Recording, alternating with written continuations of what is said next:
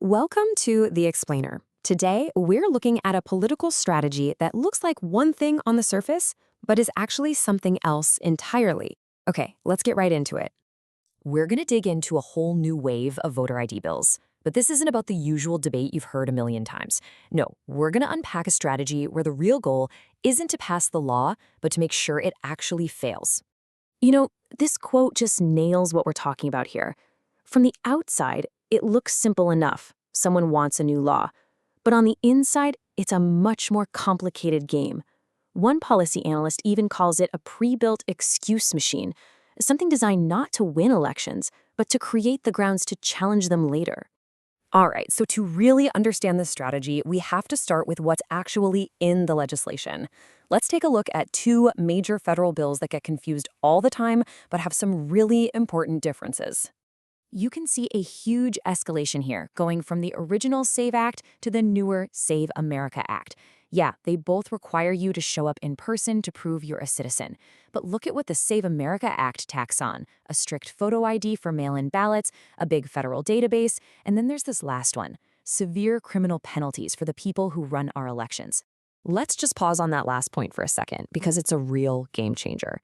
This bill could send an election worker to prison for up to 5 years for registering someone without the right documents, even if that person is a totally eligible American citizen.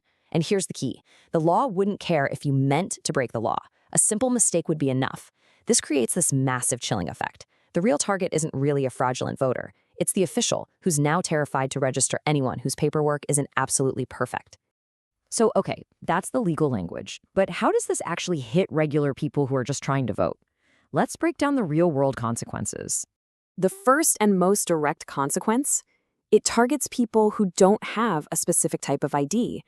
And we're talking about 21 million eligible American voters. That's the sheer scale of the population that's immediately affected by these kinds of proposals.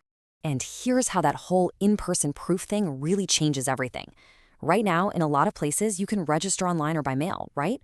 Well, these new rules would force you to make a whole separate in-person trip to an elections office with all your documents. For millions of people, think about the elderly, people in rural areas, folks with disabilities, or anyone working 2 jobs. This isn't just another hurdle. It completely wipes out the most convenient and sometimes the only ways they can register to vote. And hey, this strategy isn't just happening at the federal level. Take a look at this proposal in Michigan, HJR-B. It would apply to every single election, and check this out: it would get rid of the option for a voter without an ID to just sign a sworn affidavit. This would directly cancel out a measure that 60% of Michigan voters themselves approved just a couple of years ago. Okay, but this is where the whole story just pivots. See, the people proposing these bills, they know they don't have the votes to actually pass them. And the proof isn't some big secret, it's baked right into the legislative process itself. Let's go back to Michigan's HJR-B.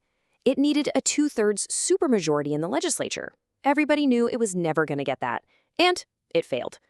But that wasn't a surprise to its supporters. They already had a separate petition drive going, which got enough signatures to put the measure on the ballot for voters to decide directly. See? The legislative failure was an expected step in the plan. And this chart just illustrates the federal reality perfectly. To get the Save America Act through the Senate, you need 60 votes to break a filibuster. With around 53 Republican votes, they'd need at least 7 Democrats to come on board. In today's Washington, well, that's a non-starter, and everybody knows it. The bill is pretty much built to fail. And even if these bills could somehow pass, they'd run into a massive legal roadblock. The Supreme Court has already weighed in on this, in a case called Arizona v. Intertribal Council. They ruled that states can't just add extra requirements for voters who are registering in federal elections. So a state-level law like the one in Michigan would almost certainly get struck down by the courts, at least when it comes to races for president or Congress. So, if these bills are legislatively doomed and legally shaky at best, what is the actual point? This is where we get to the real strategy. You don't even have to guess. The Senate leadership was pretty upfront about it. Senator John Thune said it plainly. The whole reason to force a vote on a bill you know will fail is to put Democrats on the record. This isn't about making laws, it's about creating a campaign issue. And here's exactly what that looks like in action.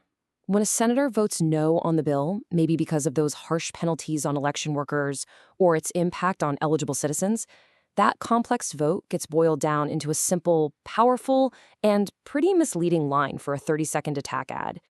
Of course, what those ads will conveniently leave out is this little reality check. Voting as a non-citizen is already a serious federal crime. The penalties are incredibly severe. We're talking up to 5 years in prison and automatic deportation. The very problem the attack ads claim to be solving is already addressed by some very strict existing laws. So the crucial takeaway here is this. Legislative failure isn't some unfortunate side effect of this strategy. It's the intended product. The vote isn't designed to pass a bill. It's designed to generate attack ads, to fuel a political narrative, and to create the very gridlock that serves a campaign's message. And that leaves us with a pretty big question to think about. When a bill's failure is more valuable than its passage, what does that really mean for how we make laws? It's a strategy that transforms the entire purpose of legislation, from a tool for governing into a weapon for campaigning. That's our explainer for today. Thanks for joining us.